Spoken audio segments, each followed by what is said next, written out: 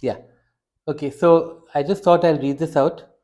I mean, with all that's happening in the world, actually, what's been happening over the last couple of years, and then what's happening in Israel today, all of that. So, this is quite a common feeling in the church. Okay, so this person writes, despite feeling disheartened by current world events, I'm also excited about living in the era of biblical prophecy. The trials and tribulations faced by Israel were foretold in the Bible, and witnessing Matthew 24 coming to pass only strengthens my reliance on the word. And that's I mean it's a common understanding now of, and it's been for a while. Okay, but this person mentioned Matthew 24. So those who have been regular, can you tell me the one verse in Matthew 24 that opposes all that has just been said and all that so many people are feeling about current events? Can somebody tell me that one verse in Matthew 24 that does that? You can go to Matthew 24, and we've gone over it. We've come to it again and again as we have. Today's our 16th, I think, 16th session of Revelation. You'll have to unmute. When he said that this generation will not pass. Exactly. That's what Burton Russell said, that he's a liar. Exactly. Many generations have passed. Exactly. Jesus said that this generation will not pass before all these things happen. So if we as Christians are saying, yay, Matthew 24 is happening today, so Jesus was wrong. So it might be the end times. I don't know. Because Jesus said nobody will know when it happens. But it's not Matthew 24. If it's Matthew 24, Jesus was wrong. And if he was wrong about that, I mean, what else was he wrong about? Was he wrong about heaven and hell? Why should we believe him at all? So it's a serious issue that I mean, this person has written it, and so many people, millions who believe that. It's not that they lose their salvation and are not, it's not that at all. But it creates a problem for us. We want to take the word seriously. And surely we want to take Jesus' words. We came up with the red letters, the words in red. Surely we want to take them extremely seriously. And when Jesus says that this generation will not pass away before all these things happen, which is why we've been uh, using that as a touchstone, as a lodestone, so to speak. Okay. And the other thing I was just thinking also was, we've been talking about covenant treaty, the covenant treaty format, that Revelation is really about God applying the covenant treaty to his people with whom he made that treaty. And in that context, I just thought about these two things. Exodus 24, which is after the Ten Commandments are given, you know, uh, Moses takes the blood. And in verse 3, it says, when Moses went and told the people all the Lord's words and laws, they responded with one voice, everything the Lord has said, we will do. Moses then wrote on everything the Lord had said. And later on, again, he comes and says, he took the book of the covenant and read it to the people. They responded, we will do everything the Lord has said, we will obey. Moses took the blood, sprinkled it on the people, and said, this is the blood of the covenant that the Lord has made with you in accordance with all these words. No? We just forget about those words. In Deuteronomy 5, it's the same story of the Ten Commandments. And at one point, Moses tells uh, Moses is talking to the people, and he tells them in verse 20, the Lord heard you when you spoke to me. That's when they said, we will do everything the Lord has said. The Lord said to me, I have heard what these people said to you. Everything they said was good. Oh, that their hearts would be inclined to fear me and keep all my commands always, so that it might go well with them and their children forever. God's heart was never to judge and to destroy. But even as He made that covenant, the covenant included sanctions. It didn't just have blessings, it included sanctions. And which is why God says, oh, that their hearts would be inclined. And when He says at the end that it might go well with them and their children forever, it means that if their hearts are not inclined and they do not obey, it will not go well with them and their children.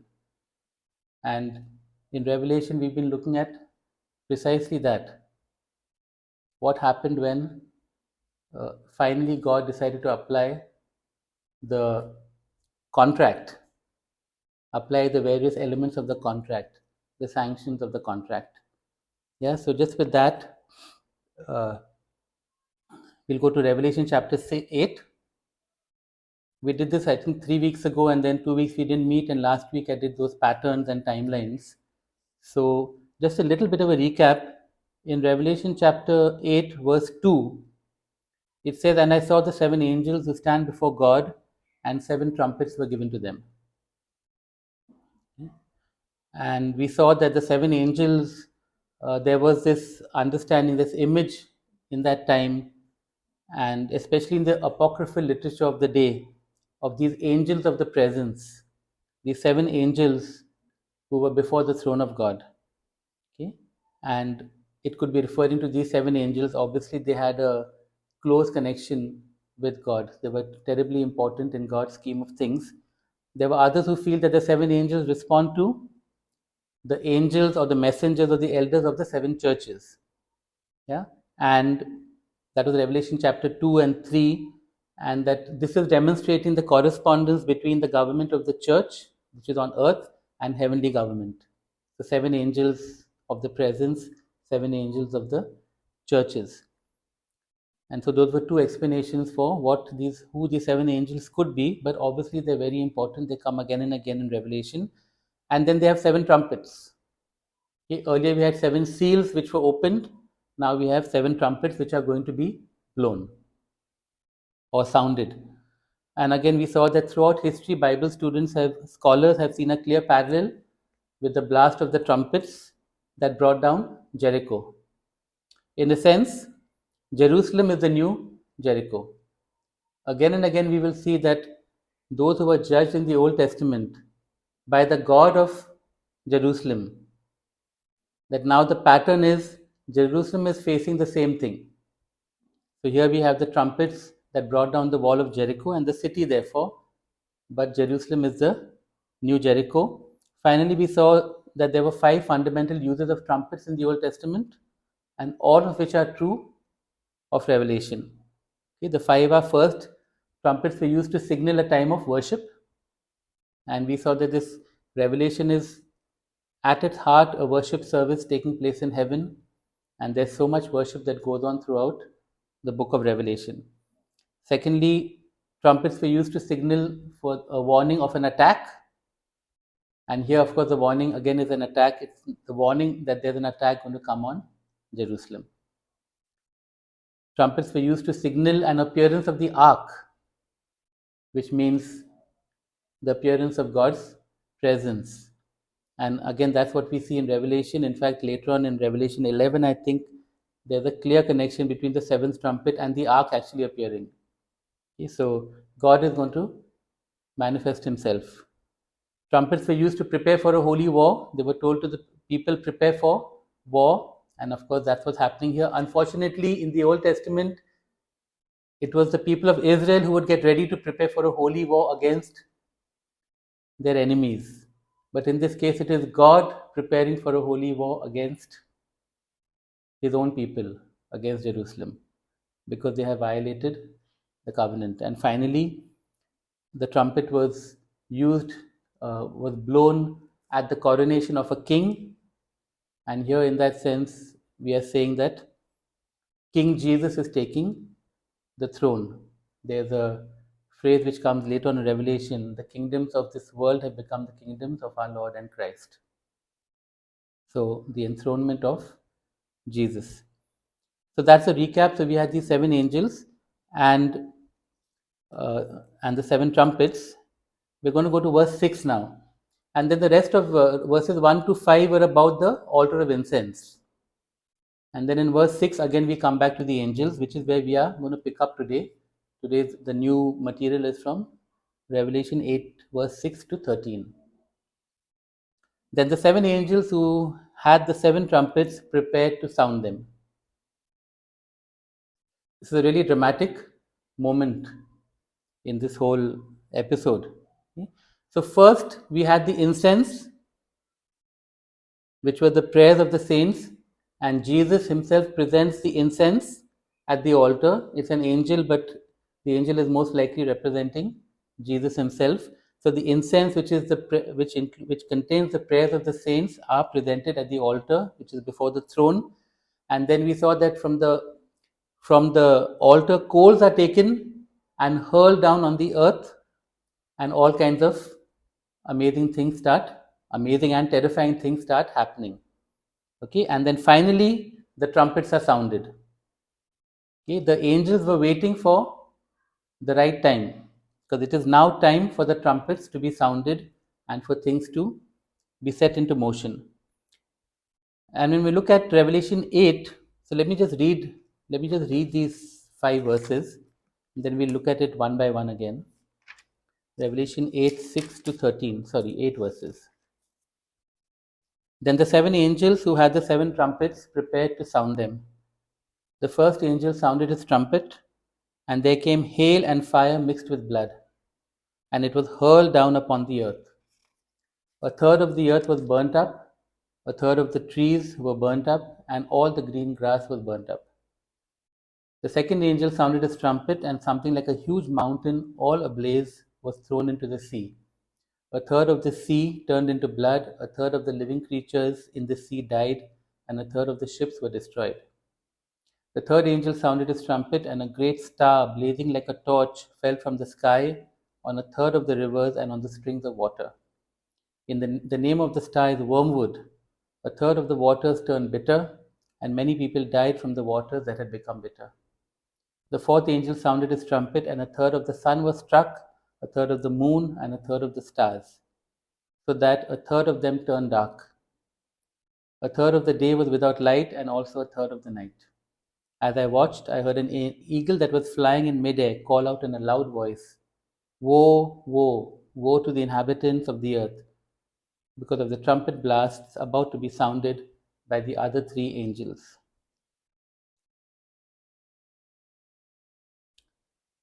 So the trumpets, 7 trumpets, we've looked at only 4 here. The trumpets are also organized like the seals.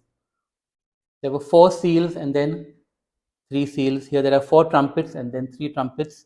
It's a rising crescendo of judgment, increasing in intensity. We saw the same with the seals, and now we are seeing the same with the trumpets. I mean, you would think that the 4 trumpets and all that happened is awful enough, and then the eagle says, "Woe," because of what the other 3 are going to do. So in a sense, the first 4 trumpets are more natural things happening on the earth. They are interdependent on each other, a bit like how the plagues in Egypt were. The river turned to blood, then the frogs jumped out, things like that. There was some interdependence to some extent. The next 3, which we will look at next week, are even more supernatural than these 4 trumpets. Okay? Bruce Gore has a summation of the 4 trumpets, and I'm going to follow his pattern. He says that 4 things are happening in each of these trumpets. First, collapsing beauty. Basically, things are collapsing, you know, because of the covenant sanctions being applied. There's collapsing beauty, nature being burned up. There's collapsing worship.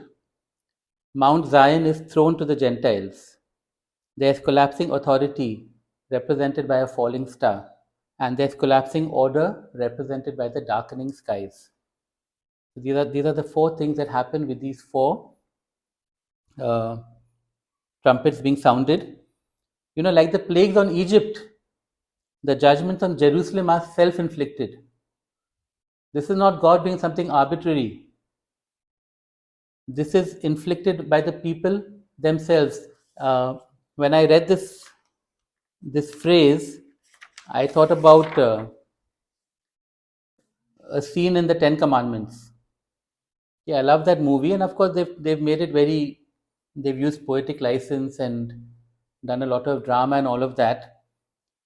But I feel it also aligns a lot with the principles in the Bible, if even if not the exact words the way they were written.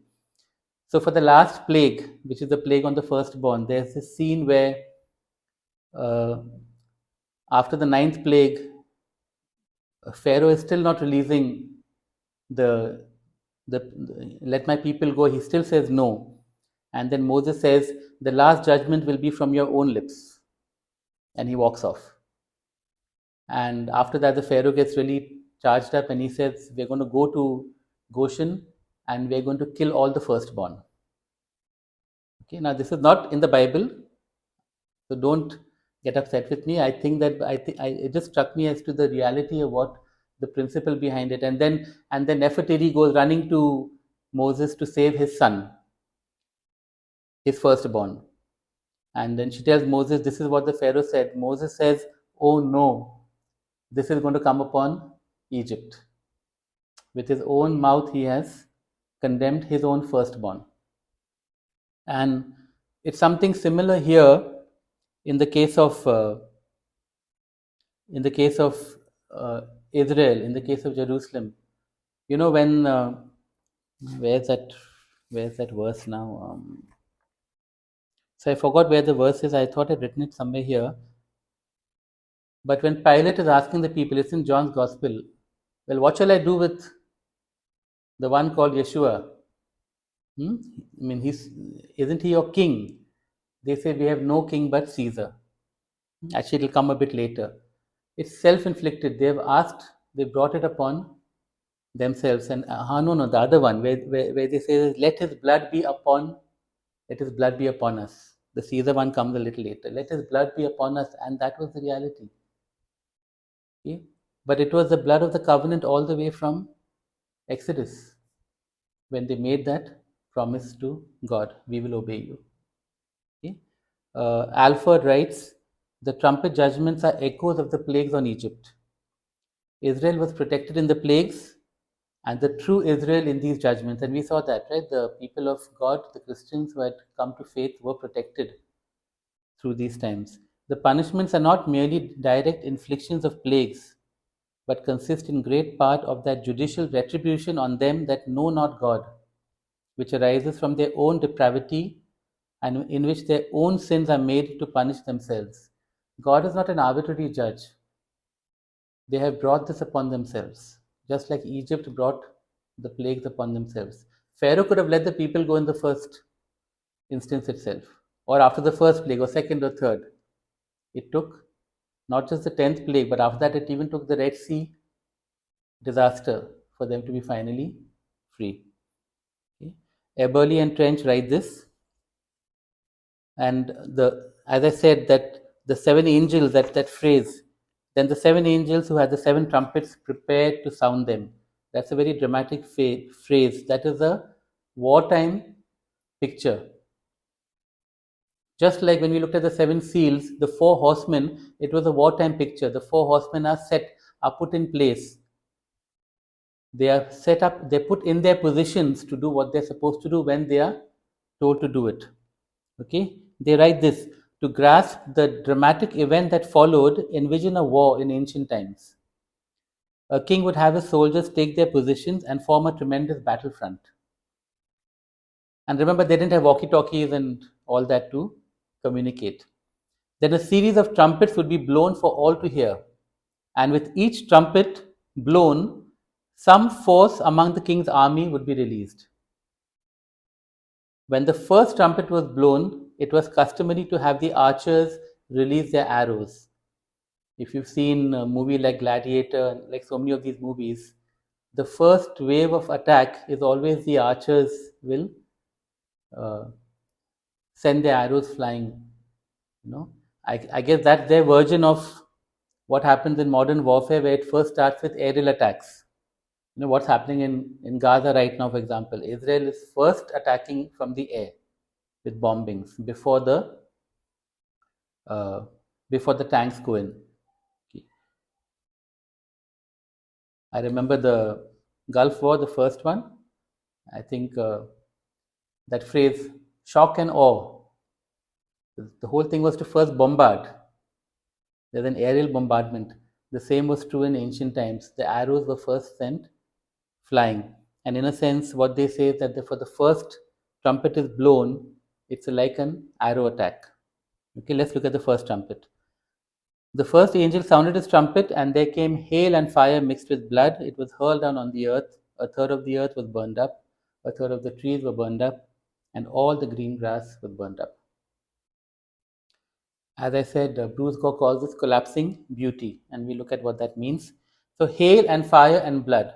And when we read these words, two incidents immediately come to mind: Sodom and Egypt. Okay? Genesis 19, verse 24.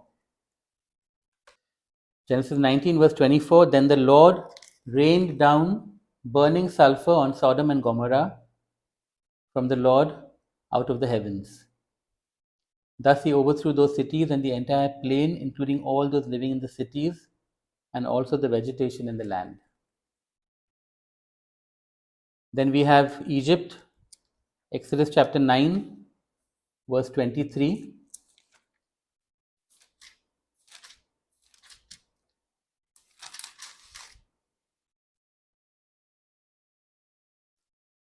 When Moses stretched out his staff toward the sky, the Lord sent thunder and hail, and lightning flashed down to the ground. So the Lord rained hail on the land of Egypt. Hail fell, and lightning flashed back and forth. It was the worst storm in all the land of Egypt since it had become a nation. Throughout Egypt, hail struck everything in the fields, both men and animals. It beat down everything growing in the fields and stripped every tree. The only place it did not hail was the land of Goshen, where the Israelites were. In fact, in Revelation 11, verse 8, Jerusalem is called both Sodom and Egypt. So we know that these pictures are taken from here. Okay? We have hail and you have fire. The hail from Egypt, you have the fire, the burning sulfur from Sodom. And of course, both were pictures of judgment. But the question is, what about the blood? It's hail and fire and blood. Okay? Look at Joel chapter 2. And we've seen this. Joel chapter 2 is not just about Pentecost. We've seen before in the Pentecost message is judgment as well. Joel chapter 2, verse 30. Okay? So we'll read from 28 because that's what we're familiar with. And afterward, I will pour out my spirit on all people. Your sons and daughters will prophesy, your old men will dream dreams, your young men will see visions. Even on my servants, both men and women, I will pour out my spirit in those days. And so we stop there. That is the outpouring of the Spirit at Pentecost. But it goes on: I will show wonders in the heavens and on the earth, blood and fire and billows of smoke. The sun will be turned to darkness and the moon to blood before the coming of the great and dreadful day of the Lord. Okay, so that picture in Joel is of both redemption as well, which is why Pentecost is such a powerful picture, but it's also a picture of judgment. Even as Peter spoke about what was happening, this was the natural culmination of Jesus coming. Now the church is being formed, the Spirit is poured out. But with that was the possibility of, or even certainty of judgment if that nation did not turn back to God, if that nation did not accept the Messiah. So we have hail and fire mixed with blood, and it was hurled down on the earth. Now remember, almost everywhere, sorry, should not.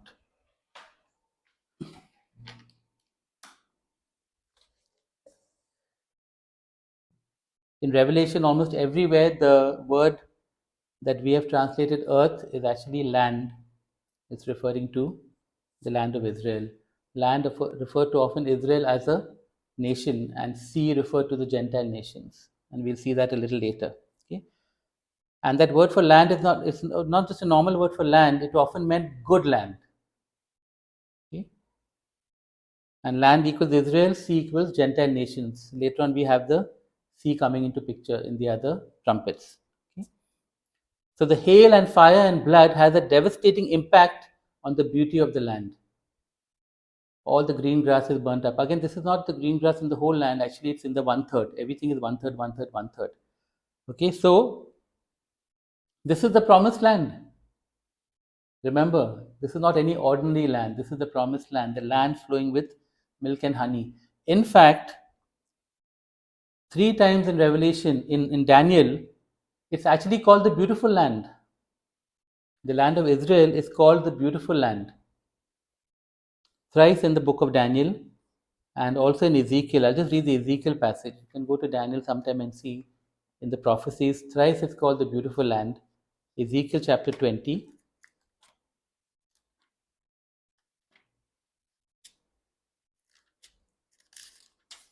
verse 6. On that day I swore to them that I would bring them out of Egypt into a land I had searched out for them, a land flowing with milk and honey, the most beautiful of all lands. That's verse 6, and then again verse 15. And so this is a promise. I swore that I would do that. But then they rebelled. Also, with uplifted hand, I swore to them in the desert that I would not bring them into the land I had given them, a land flowing with milk and honey, most beautiful of all lands.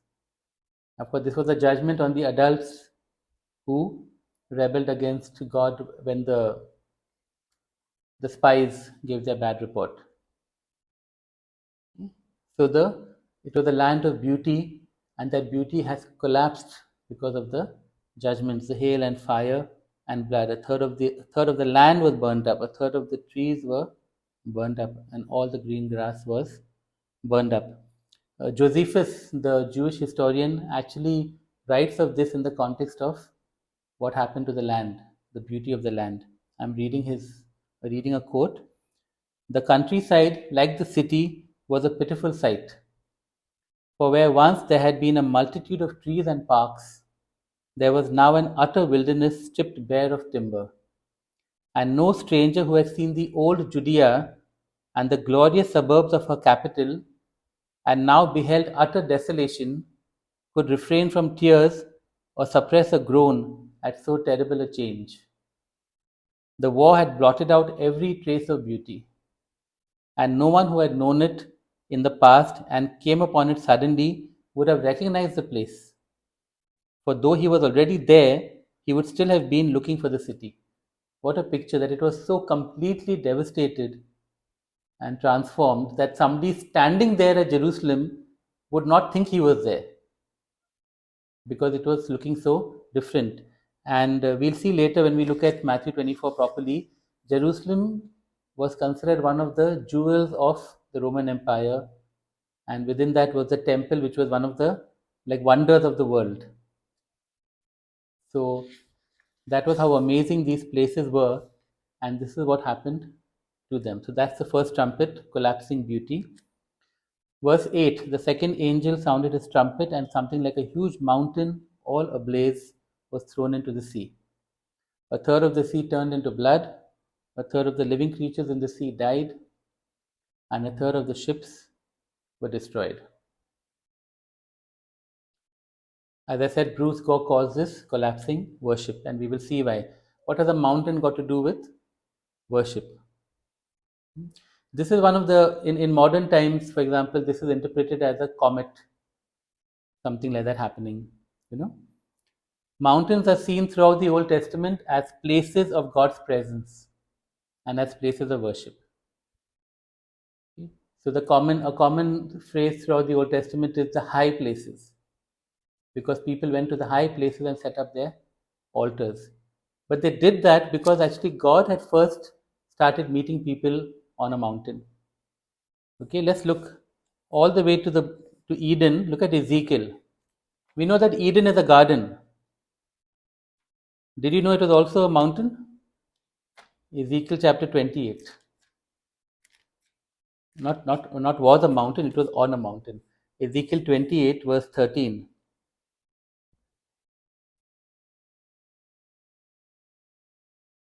Sorry, verse 14.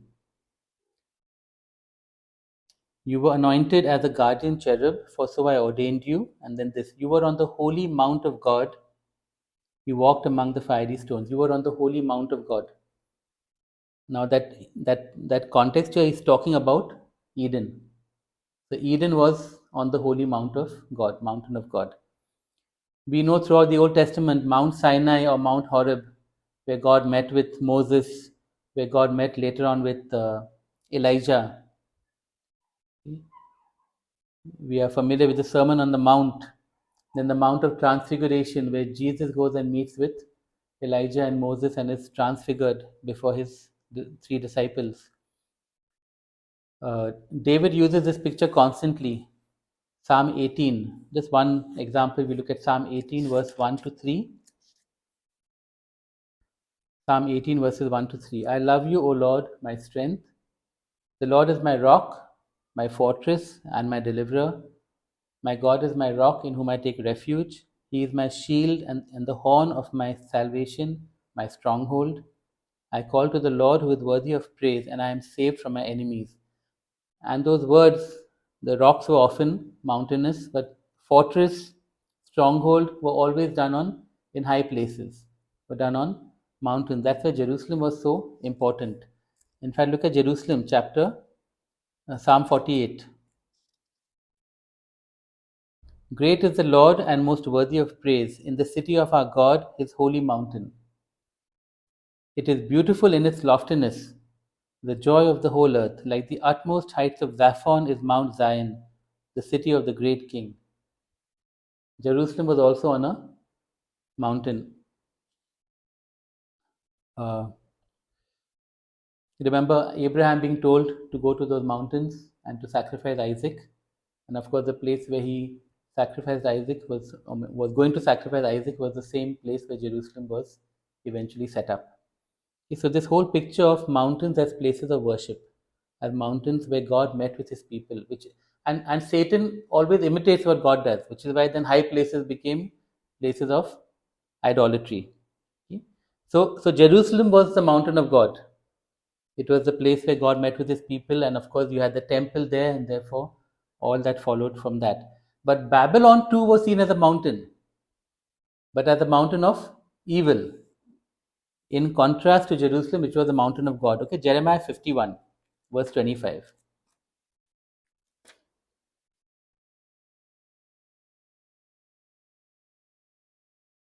For context, verse 24, before your eyes I will repay Babylon and all who live in Babylonia for all the wrong they have done in Zion, declares the Lord.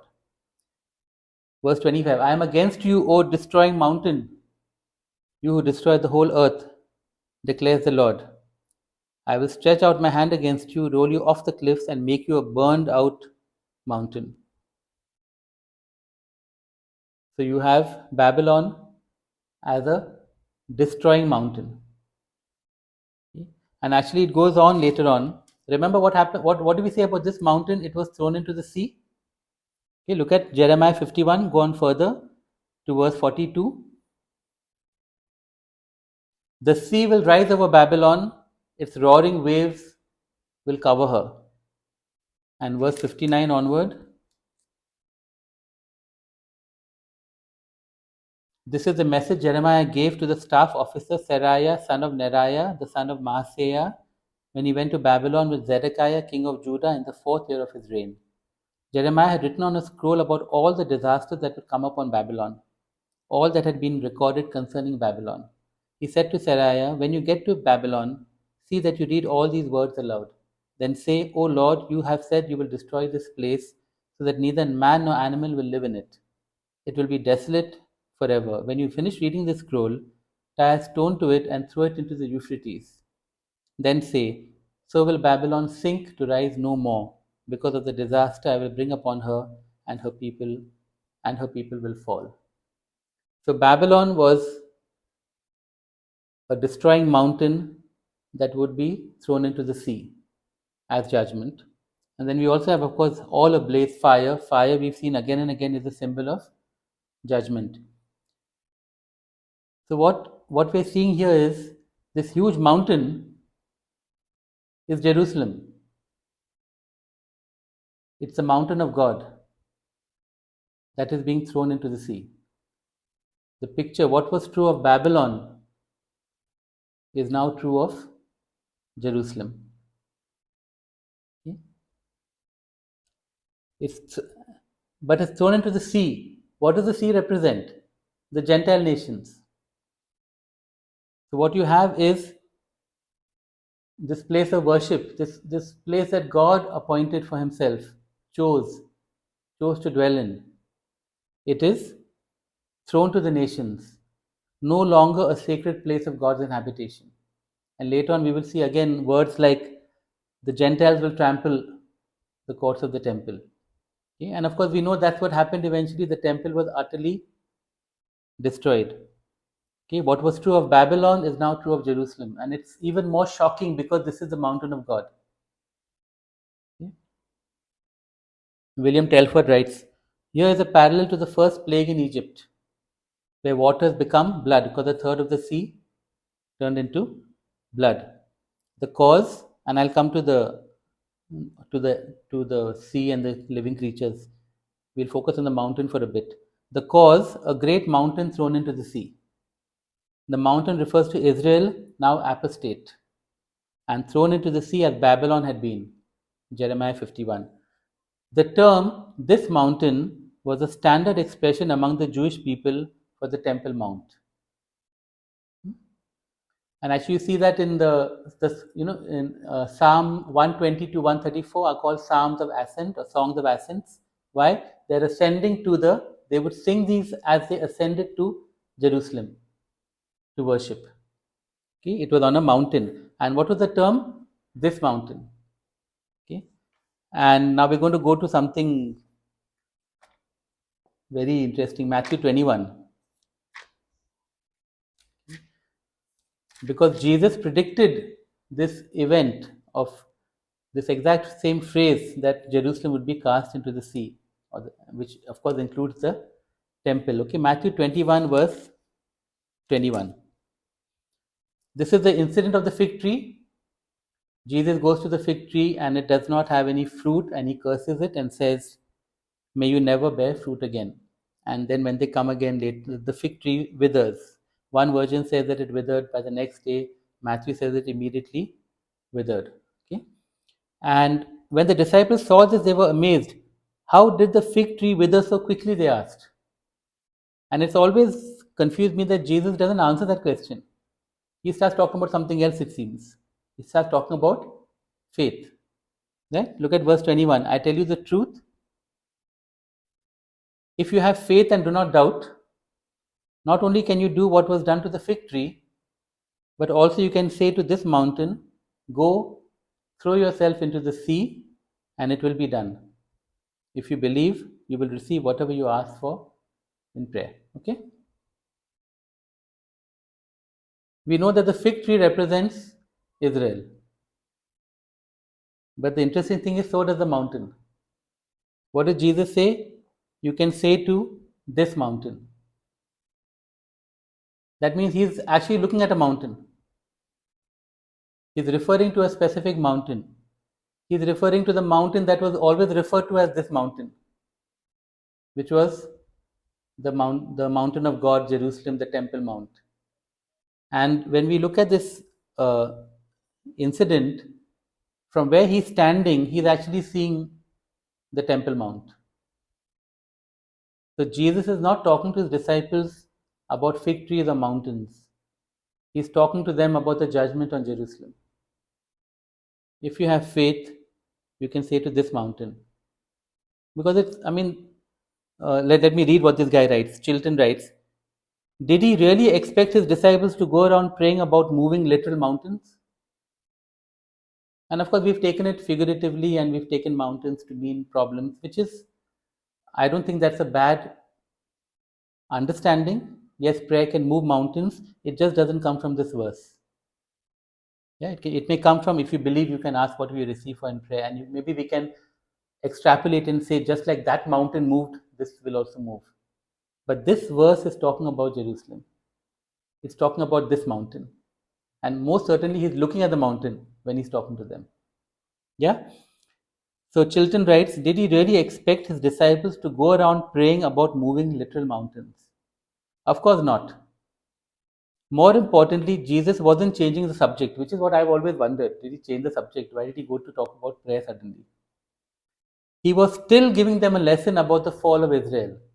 You see, the fig tree being cursed was about the fall of Israel. so is the mountain. What was the lesson?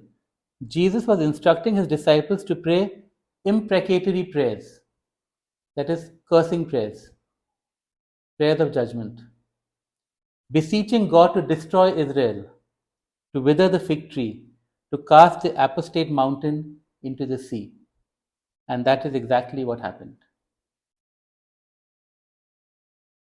We saw in Revelation chapter 6, the fifth seal, you have the blood of the saints, the martyrs under the altar saying, how long? They're praying. How long, Lord, for this to happen? The incense from the altar is carried right before the throne of God. Then coals are hurled down to the earth. That's all in response to the prayers, the imprecatory prayers. Jesus said, if you believe, you will say to this mountain, be cast into the sea. Okay? And in a sense, John was encouraging his readers to persevere. He's saying, it's going to happen. When the second trumpet sounds, the mountain will be cast into the sea, all ablaze because of judgment, fire being a symbol of judgment. And if you look at Revelation 1, verse 3, blessed is the one who reads the words of this prophecy, and blessed are those who hear it and take to heart what is written in it, because the time is near. It was, in a sense, encouragement to the readers to persevere in praying.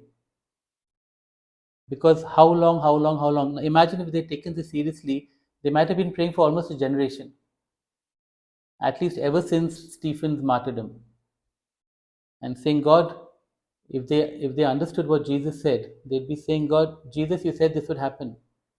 The mountain would be cast into the sea. John is saying, persevere in your prayers. It's going to happen when the second trumpet sounds.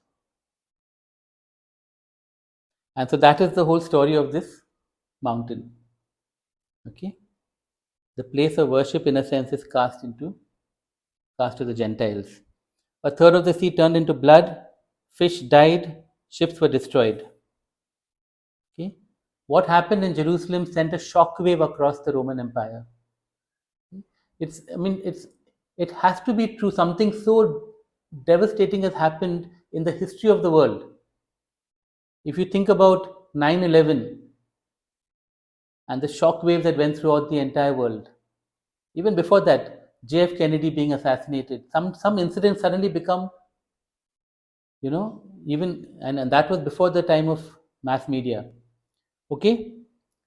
It was something similar but much worse in the ancient time of what happened to Jerusalem. There was, of course, loss of life. I mean, fish dying in Egypt when the river turned to blood. Obviously, the fish died. That's the image over here. There was obviously loss of life. It's not mentioned so clearly, but that's obviously what was happening across the Roman Empire. We know it happened in Jerusalem. Loss of life, obviously, across the nations, and we've been talking about how there was chaos across the Roman Empire at this time, and of course, disruption to commerce. A third of the ships were destroyed. So the impact of what was happening in Jerusalem, but most importantly, Jerusalem was no longer the place of worship, the place to meet with God, the city of the Holy of Holies. When I read this, I thought of Isaiah 56, where, I mean, it's such a precious verse actually, uh, where God is talking about foreigners and other people, and He says, "These I will bring to my holy mountain, and give them joy in my house of prayer. Their burnt offerings and sacrifices will be accepted on my altar, for my house will be called a house of prayer for all nations." That's what God desired for Jerusalem. But when the covenant was broken and He had to apply the sanctions, remember that after the sanctions, what is the fifth part of the treaty? The succession. The succession is the church. This is now true for the church. A place of God's presence, a place of prayer, a house of prayer for all nations. And literally, it is true for all nations. So that's the second trumpet, collapsing worship. Verse 10, the third angel sounded his trumpet, and a great star, blazing like a torch, fell from the sky on a third of the rivers and on the springs of water. The name of the star is Wormwood, a third of the waters turned bitter, and many people died from the waters that had become bitter. Bruce Gore calls this collapsing authority. And we've seen that stars represented leaders. We've seen this in the past sessions. Okay? So, a great star falling from heaven represents the downfall of a powerful political ruler or system, most likely referring here to the steady degeneration of the Roman Empire. This was a great star that was falling. Again, blazing like a torch, again, the symbol of judgment, fire. Okay? And we see this commonly in the Old Testament. Let's look at two examples. Uh, Ezekiel prophesying against Pharaoh, Ezekiel 32, verse 7. And we see similar imagery, similar language. Ezekiel 32, verse 7 says, this is a prophecy against Pharaoh. It says in verse 7, when I snuff you out, I will cover the heavens and darken their stars. I will cover the sun with a cloud, and the moon will not give its light. And later on, this it comes again. But that whole picture of being thrown down, something being thrown down. Isaiah 14, verse 12. So the Pharaoh was considered like a heavenly body, but he will be cast down. Isaiah 14, verse 12, and this is often used for the devil, for Satan, for Lucifer, but it's actually being spoken about Babylon. How you have fallen from heaven, O morning star, son of the dawn! You have been cast down to the earth, you who once laid low the heavens.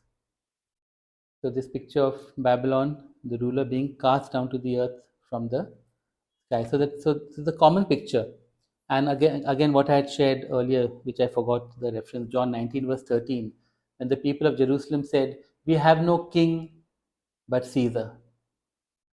Okay, there they had the King of Kings standing before them, and they said, "We have no king but Caesar." Okay. Now, what does this great star do?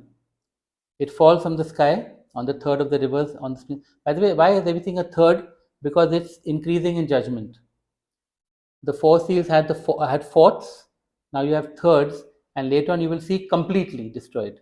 It's just emphasizing the progressive nature of the judgment as we go on in this various series of judgments. Okay, so the trumpets are all about the everything's happening in thirds. Instead of the living water from Jesus, they got poisoned water from Caesar. You see what happened? What did the star do? It poisoned the waters. So now what they were drinking, because they had said Caesar is our king, the Roman Empire is our great star. But what that star does, as it degenerated, it is bringing death. Instead of the living water from Jesus, they got poisoned water from Caesar. The political system, the moral values, the social norms of Greco-Roman culture. What were those norms? Pagan, idolatrous, immoral, etc. All that whole package comes with the star, so to speak.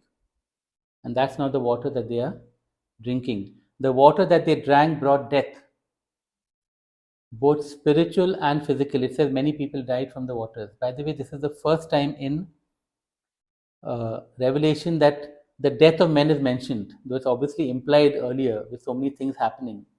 But the first time it actually says many people died. The reason for that is it's showing escalation of the judgments. Okay, so the water they drank brought death, physical, but of course, even more important, spiritual death. What was the name of the star? Wormwood. Anybody knowing the Old Testament would have known about wormwood. Wormwood actually was a well known plant found in the region. But in the Old Testament, it's used again and again to talk about judgment. Jeremiah chapter 9. We look at only one book, Jeremiah chapter 9, verse 13. We look at verse 12. What man is wise enough to understand this? Who has been instructed by the Lord and can explain it? Why has the land been ruined and laid waste like a desert that no one can cross. Verse 13, the Lord said, it is because they have forsaken my law which I set before them. They have not obeyed me or followed my law. Instead, they have followed the stubbornness of their hearts. They have followed the Baals as their fathers taught them. Therefore, this is what the Lord Almighty, the God of Israel, says: see, I will make this people eat bitter food and drink poisoned water. I will scatter them among the nations. So that was an earlier thing, but the picture is the same of judgment. Verse 23, 23, verse 15.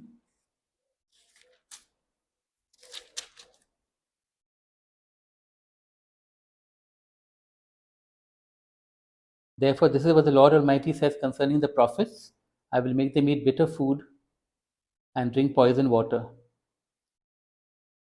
I think that word bitter food is wormwood. The name wormwood is used in the law and the prophets to warn Israel of its destruction as a punishment for apostasy. By combining these Old Testament allusions, John makes his point, or rather, I believe it's God making his point. Israel is apostate and has become an Egypt. Jerusalem has become a Babylon, and the covenant breakers will be destroyed as surely as Egypt and Babylon were destroyed. You know, God is, through these visions, constantly bringing together all the Old Testament and Old Testament allusions that the people of Jerusalem would have said, oh, these apply to all those bad people. And he's applying them to Jerusalem, and he's multiplying those images one after the other. One commentator writes, I think it is, I don't know, I think Barclay maybe, bitter water is somewhat like salt water. People dying of thirst will finally drink the stuff which becomes poisonous. When people refuse the pure water that flows from God, in their thirst they drink the poisoned water of this world and reap the stark consequences. And that's one thing that we've constantly been talking about, how uh, this generation, even the earlier generation, are looking for something spiritual. But they're not finding it in the church for whatever reason, and they're going to all kinds of nonsensical things. That is the bitter water. They're going and drinking from New Age and from other things, from all kinds of the latest fad. They go and drink from that. But the living water is available. Much worse for the people of Jerusalem. The one from whom living water flowed walked among them. He was prophesied for thousands of years in their scriptures. They said, no, we have no king but Caesar. So the star comes and falls. I mean, the star is falling, uh, giving them bitter water, and that's what they're drinking. Verse 12, the fourth angel sounded his trumpet, and a third of the sun was struck, a third of the moon, and a third of the stars. So that a third of them turned dark, a third of the day was without light, and also a third of the night. So this is collapsing order, the fourth and final thing. We had collapsing beauty, collapsing worship, collapsing authority, and now collapsing order. The focus here should be on the effects of what is happening. Okay? The third of the sun was struck, moon, stars, all of them. What is happening? Darkness. Okay, so let's see what this has to do with order.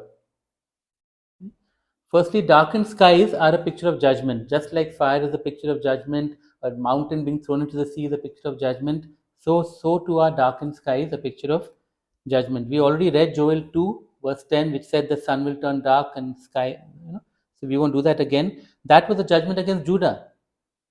Joel chapter 2, verse 10 is saying, against Judah, that your skies will be darkened. Isaiah 13, verse 10 is a judgment against Babylon. It says, the stars of heaven will and their constellations will not show their light. The rising sun will be darkened and the moon will not give its light. As we've seen earlier, these are examples of such dramatic decreation words being used in the Old Testament for something that already happened, which tells us that this is not talking about the end times and something dramatic at the end. It's an imagery for a high level of intense level of judgment. So that's against Babylon. The same picture of darkened skies. Ezekiel 32 verse 7 is a judgment against Egypt, and we see the same picture, 32 verse 7 and 8. When I snuff you out, we read that I will darken their stars, the shining lights in the heavens I will darken over you. I will bring darkness over your land, declares the sovereign Lord.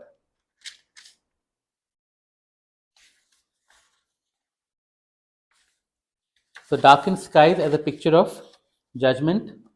But even more importantly, why does Bruce Gore think it's collapsing order? The sun, moon, and stars stood for stability and order. They're always there. No matter what's happening on the earth, they're constant.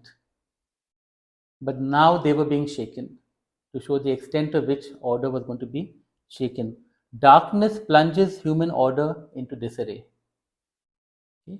And in fact, in the Bible, you have this picture of the sun, moon, and stars standing for stability and order. Psalm 72, verse 5.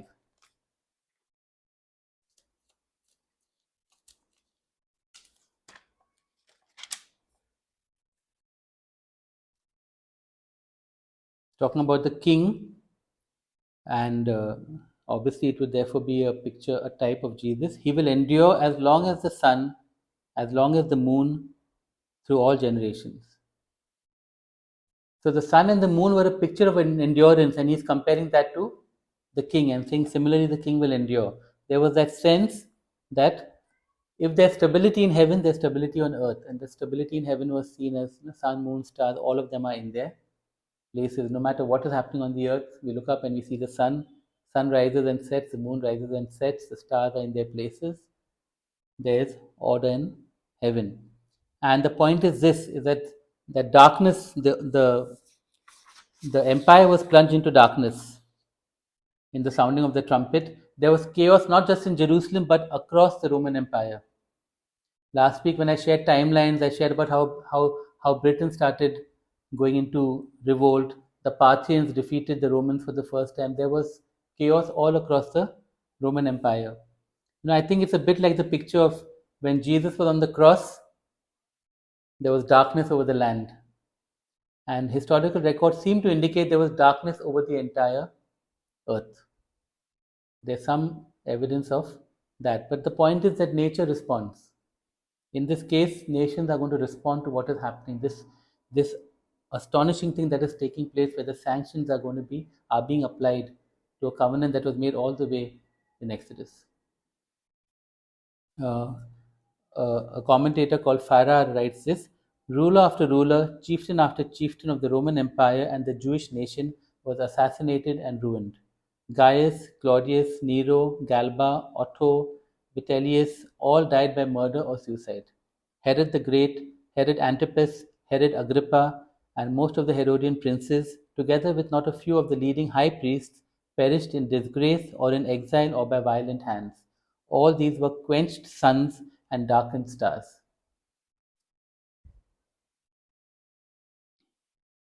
The picture of day and night being affected, the ancient world was sliding into anarchy. And it's at such a contrast to what was called Pax Romana. The Roman Empire brought a measure of peace that had not been experienced by the world before that. And we know that one of the reasons why the gospel could spread was because of Pax Romana. It actually goes further back. It goes back to Alexander the Great and the kind of empire that he established. And the Romans, of course, came after him. God was putting in place things for the gospel to spread in that generation. But that for that very reason, when it all collapsed, it was astonishing, the collapsing of order. Okay? In the ancient view of things, the heavens ruled over men. Earthly powers were the reflection of heavenly powers. And now a seismic shock sends the world toward the brink of anarchy, and that is displayed by this thing: the sun, moon, stars, the darkening, all of that is happening. It was saying that this is what's going to happen on the earth. Order is going to collapse. And of course, you can understand collapsing order because there was collapsing authority before that. And these things go together. And so you have the four trumpets, you have these various things happening, various things collapsing all across the world, not just Jerusalem. And then you have the final verse in chapter 8 is verse 13. As I watched, I heard an eagle that was flying in midair call out in a loud voice, woe, woe, woe to the inhabitants of the earth because of the trumpet blasts about to be sounded by the other three angels. And as I said, wow, this is pretty awful. What are these other three guys going to do? The last three trumpets are separated by this event: four trumpets and now three trumpets. The eagle was a symbol of speed and certainty. For example, 2 Samuel chapter 1. Again, of course, we look at the Old Testament for our answers. 2 Samuel chapter 1, verse 23, where David is, it's a eulogy, I suppose, for Saul and Jonathan. Saul and Jonathan, in life they were loved and gracious, and in death they were not paired, they were not parted. They were swifter than eagles, they were stronger than lions. So that picture of speed, uh, that certainty of it's going to go fast and achieve its purpose. Actually, for me, more importantly, the eagle was a covenantal symbol. It signified God's salvation and loving care. One of the most beautiful pictures for me is Exodus 19, verse 4,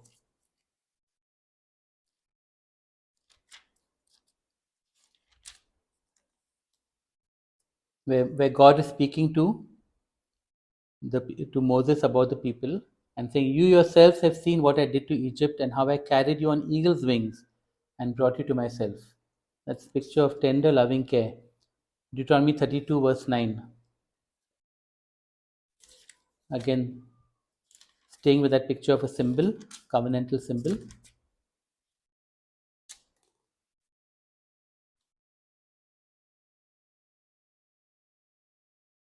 For the Lord's portion is his people, Jacob his allotted inheritance. In a desert land he found him, in a barren and howling waste. He shielded him and cared for him. He guarded him as the apple of his eye.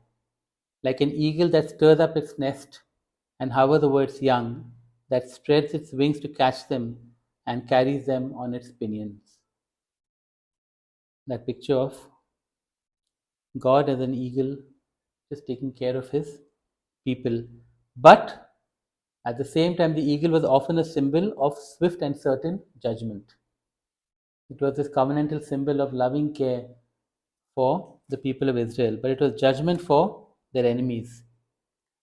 Habakkuk 1 verse 8. Not of their enemies, of judgment. Habakkuk 1 verse 8.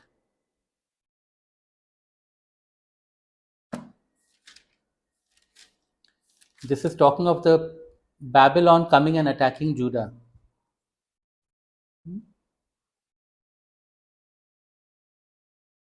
Their horses are swifter than leopards, fiercer than wolves at dusk. Their cavalry gallops headlong. Their horsemen come from afar. They fly like a vulture. That word is the same word for eagle. They fly like an eagle, swooping to devour. So that picture of the eagle coming swooping in judgment. Jeremiah 4 has a similar picture.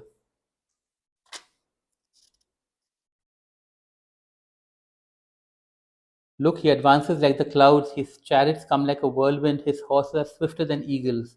Woe to us, we are ruined. The picture of an eagle as a symbol of judgment, and not just judgment because of their swiftness, it's swift and certain judgment. But actually, the most important to me picture of eagle as judgment is found in Deuteronomy 28, verse 49. Deuteronomy 28, verse 49. And remember now, this is the covenant curses, which we are saying will finally be fulfilled in the fall of Jerusalem, which is what Revelation is talking about. So look at this verse, 28, verse 49. It's an incredible verse. The Lord will bring a nation against you from far away, from the ends of the earth, like an eagle swooping down, a nation whose language you will not understand. And of course, that was true for Assyria, it was true for Babylon, but could it be true for Rome? The fall of Jerusalem. This was finally, its culmination was Rome coming and attacking Jerusalem. And what was the standard of Rome? What was the most famous symbol of Rome? It was the eagle. Whenever they went into battle, they had an eagle standard, which there was a standard bearer, and it was so important that standard was protected at all costs because it was devastating if the standard was captured by the enemy. Hmm? And here we have this eagle saying woe, woe, woe, and the eagle is flying in midair, and the literal translation is in the midst of heaven. And some people believe that therefore it is showing it was guided by God rather than human will. No, Rome, of course, was the instrument of God's judgment, but it was God's judgment. Rome did it, but it was God saying in Revelation, and I mean throughout the Old Testament, and Jesus in Matthew 24 and Revelation, through the John's visions, that I'm going to do this. Rome will be my instrument. Just like Assyria was his instrument before that, just like Babylon was his instrument before that, Rome was his instrument. And just like Assyria was judged and Babylon was judged, so too Rome was judged. Of course, we have a threefold repetition: woe, woe, woe, emphasizing the necessity of the judgment and the enormity of the judgment that is to come. And so we finish here with the four trumpets. Um, I just want to end with lessons from each trumpet, because there was Bruce Gore was so nice to give us some kind of order, collapsing beauty, worship, authority, and order. You see, what Israel had done was it had abandoned the God of the Bible. What happened to Israel will also be true for us. Okay? And I think that we actually see it in as cultures go away from God. We're seeing it in the West. As cultures leave God, some of these cultures were literally founded on the Bible. And as they leave God, we see all of this happening: the loss of beauty, the loss of worship, the loss of authority, the loss of order. And so they're lessons for all of us, whether it's your own life, your family, your church, or your nation. When we abandon God, we lose our vision of beauty. When we abandon God, we lose the intimacy of worship. When we abandon God, we lose the blessing of godly authority. And when we abandon God, we lose the stability of true order. The good news is, when we come back to Him, all of these can be restored. Let's pray. Once again, Holy Spirit, we thank you for your word. But we stand in awe of the perfection of your thoughts and ways. And Lord, I just want to pray, Lord, for each one of us here, Lord, each one listening to this, Lord, for our lives, Lord, our homes, our families, our cities, our nation. That we will see a turning back to you, Lord. We're going deeper into intimacy with you. And I pray that we will see restoration, Lord, of beauty and worship and authority and order as you desire. In Jesus' name, amen.